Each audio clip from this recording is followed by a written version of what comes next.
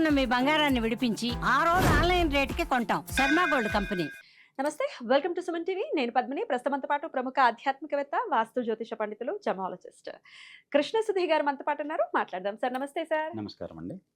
2026వ సంవత్సరం మిథున రాశి వారికి ఎలా ఉండబోతుందండి?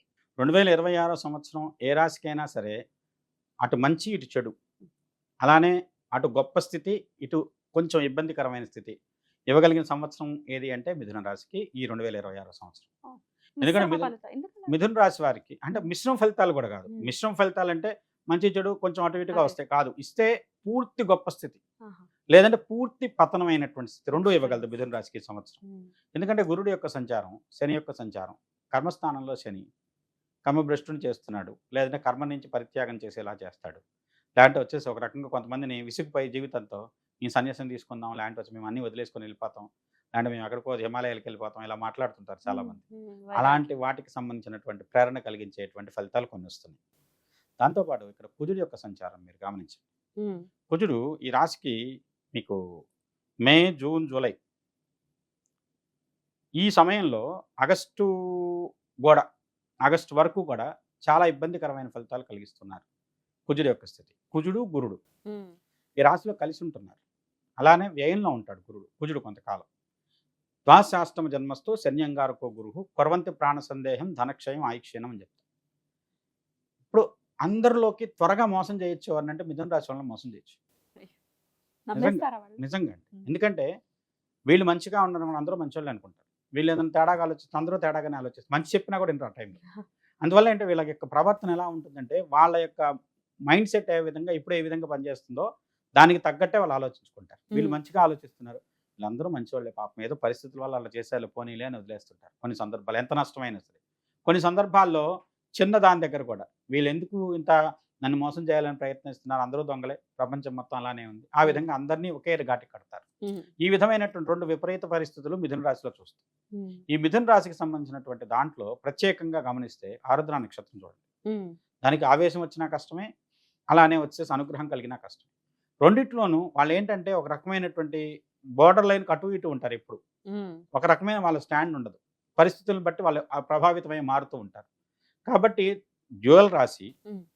ఒక స్త్రీ పురుషుడు ఇద్దరు ఉన్నారు. అవును. అదేవిధంగా వచ్చేసి దీంట్లో మంచి చెడు రెండు ఉన్నాయి. అదేవిధంగా ఈ రాశిలో వచ్చేసి స్వభావాల్లో కూడా రెండు రకాల స్వభావాలు నిర్దిష్టంగా కనపడుతుంటాయి. తామసం ఉంది, అలానే వచ్చేసి సాత్వికం ఉంది. ఈ రెండు రకాలుగానే ఉంటారు వీళ్ళు. Okay. కాబట్టి ఇది కొంచెం టిపికల్ సైన్స్లో కూడా. ఉమ్. దాంతోపాటు ఈ రాశి వాళ్ళకు ఉండేటువంటి ప్రత్యేకమైనటువంటి శక్తి ఏంటంటే వాళ్ళకు ఉండేటువంటి తెలివితేటలు, బ్రెయిన్. వాళ్ళకు ఉండేటువంటి జ్ఞానం. దాన్ని వాళ్ళు వాడాల్సిన విధంగా వాడకుండా డిస్ట్రక్టివ్గా వాడారు, ఓ. ప్రపంచానికి నష్టం. వీళ్ళు మోసపోయి విసిగిపోయారు అనుకోండి, ఆ ఎనర్జీని ఒక రకంగా డిస్ట్రక్టివ్గా వాడటం మొదలుపెట్టారు. అబ్బా. అదేంటంటే ఆ శత్రువు ఎంతోడైనా సరే వీళ్ళ తెలివితేటల్లో వాడిని పతనం చేసేదాకా ఊరుకోనేటువంటి మనస్తత్వం ఉంటుంది. కాబట్టి ఇలాంటి తీవ్రమైనటువంటి మనస్తత్వానికి లోనయ్యేటువంటి పరిస్థితులు ఈ సంవత్సరం ఏర్పడుతుంది. కాబట్టి ఈ రాశి వాళ్ళను ముఖ్యంగా చెప్పవలసింది కుజుడికి గురుడికి పరిహారాలు చేయించుకోవడం ఎంతైనా ఆవశ్యకం. ఎటువంటి పరిహారాలండి? గురుడు పూర్తిగా గురుగ్రహానికి శాంతి చేసేయండి.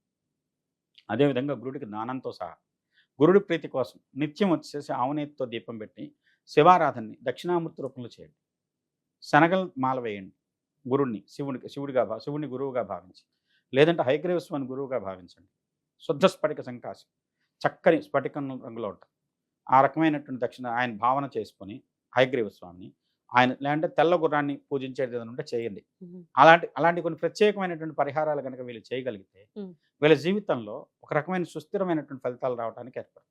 ఎందుకంటే మొదటి అర్ధభాగం వీళ్ళకి రెండు, ఉమ్. ఫస్ట్ అర్ధభాగం జూన్ వరకు బాగాలేదు, జూన్ నుంచి బాగుంది. బాగుంది. ఓ. గురుడు మారిపోయాడు. ఉమ్. అప్పటి వరకు వీళ్ళంతా డిస్ట్రక్టివ్ థింకింగ్, అక్కడి నుంచి వీళ్ళు కన్స్ట్రక్టివ్లో, వీళ్ళంత మంచి వాళ్ళు ఎవరు లేరు.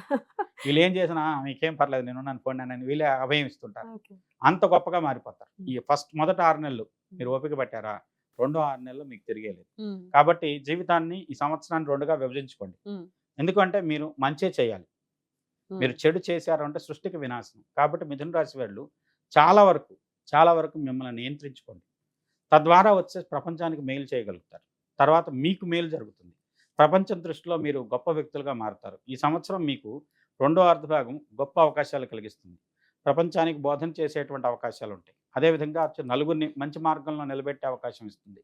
అంతవరకు సంబంధించినటువంటి మీరు ఒక ఇంటర్న్‌షిప్ లాంటిది కొంతకాలం పాటు గురువు ఆరాధనను, అలానే దక్షిణామూర్తి, హయగ్రీవ స్వామి, దత్తాత్రేయ స్వామి, కొంతమందికి నమ్మకం ఉంటే సాయిబాబా లాంటి దేవతలను, అదేవిధంగా ఎవరైనా సరే ఒక నిర్దిష్టమైనటువంటి జీవనశైలిని అలవర్చుకొని మొదటి 6 నెలలు సాధన చేయండి. రెండో 6 నెలలను దాన్ని ప్రయోగం చేయండి.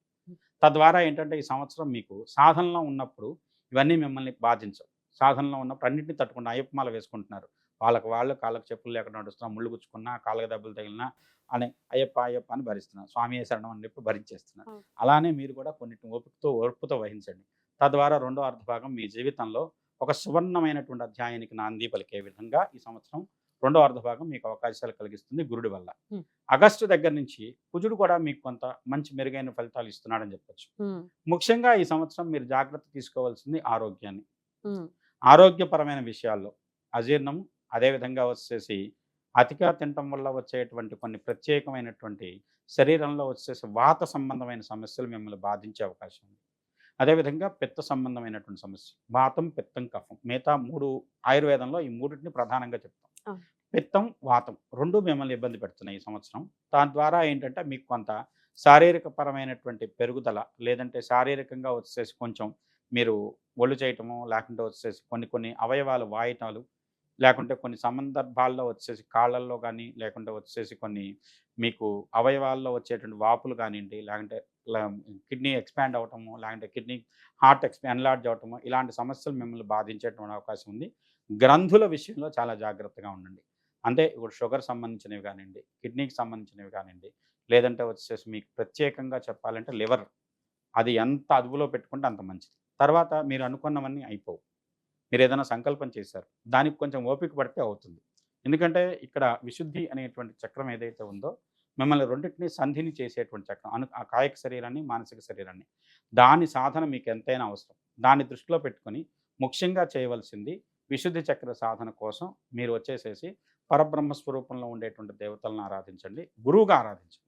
తద్వారా గురువు యొక్క అనుగ్రహం మీకు లభించి గురువు మీకు సరైన మార్గంలో నడిపించడానికి దోహదకారు అవుతారు. ముఖ్యంగా వీళ్ళు తీసుకోవాల్సిన జాగ్రత్త వైవాహిక జీవితంలో చాలా జాగ్రత్త పడాలి. ధన విషయంలో ఎవరికి కూడా ఆర్థిక పరమైనటువంటి విషయాల్లో సహాయం చేద్దామనో, లేకుంటే వాళ్ళని నమ్మి డబ్బులు ఇవ్వటం, ఇలాంటివి చేసినట్టయితే మోసపోయేటువంటి అవకాశం. తద్వారా ఈ విషయంలో జాగ్రత్త పడండి. జీవిత భాగస్వామితో కొంత ఘర్షణాపూరితమైన వాతావరణం ఏర్పడే అవకాశం ఉంది గురుడి వల్ల. దాని విషయంలో జాగ్రత్త పడండి. ప్రత్యేకంగా ఏ దేవతారాధన వీరికి ఉపయుక్తంగా ఉంటుంది? వీరికి దత్తాత్రేయ స్వామిని సందర్శన చేయటం విశేషం. తద్వారా వచ్చేసి ముఖ్యంగా దక్షిణామూర్తికి సంబంధించిన క్షేత్రాలు, తమిళనాడులో ఉన్నటువంటి గురుక్షేత్రమైనటువంటి అలంగుడిని దర్శించండి. తద్వారా వచ్చేసి దక్షిణామూర్తి యొక్క అనుగ్రహం మీకు లభించేటువంటి అవకాశం ఉంది. కుదిరినట్లయితే అక్కడ దక్షిణామూర్తితో కూడుకున్నటువంటి గురుగ్రహ శాంతిని చేయండి. పసుపు వస్త్రాలను దేవతాలయంలో దానం చేయండి. దేవతా సంబంధమైన మూర్తులకు సమర్పించండి. తద్వారా మీకు గురువు యొక్క అనుగ్రహం లభించేటువంటి అవకాశం ఉంది. ముఖ్యంగా వీళ్ళు చేయవలసింది పుష్యరాగ ధారణ చేయండి, గురువు యొక్క అనుగ్రహం కోసం తప్పనిసరిగా. ఒకవేళ ఇవాళ చాలా మందికి ఉండే సమస్య ఏంటంటే పుష్యరాగం అంత విలువైన రత్నం, మా దగ్గర డబ్బులు లేవు అన్నదే ఆర్థిక సమస్యలు. పసుపు కొమ్ముని గురువారం నాడు చక్కగా దాన్ని పూజలో ఉంచి దానికి దారం కట్టి మీరు ఏ రూపంలో ధరించినా, మెడలో అయినా చేతికైనా ఏ రూపంలో పసుపు కొమ్ముని ధరించినా అది పుష్యరాగంలా కొంతకాలం పనిచేస్తుంది. ప్రతి గురువారం దాన్ని మారుస్తూ ఉండండి. ఆ విధంగా మీరు మారుస్తూ చేసినట్లయితే ఈ యొక్క గురువు యొక్క అనుగ్రహం పరిపూర్ణంగా మీకు లభించే విధంగా పసుపు కొమ్ము దోహదకారం అవుతుంది. ఆ విధంగా చేసింది. ఎందుకంటే అందరూ రత్నాలు పెట్టుకోవాలంటే అందరికీ వచ్చేసి ముందు మంచి రత్నం దొరకాలి. అది దొరికేదాకా కొంతమందికి లేదు, కొంతమంది మేము అసలు రత్నం పెట్టుకోలేము. పసుపు కొమ్ముని పుష్యరాగంగా భావించండి. గురువుకు సంబంధించిన ఇలా గురువుకు సంబంధించిన స్తోత్రంతో చేయండి. గురువు మూలమంత్రం వస్తే మూలమంత్రం చేయండి.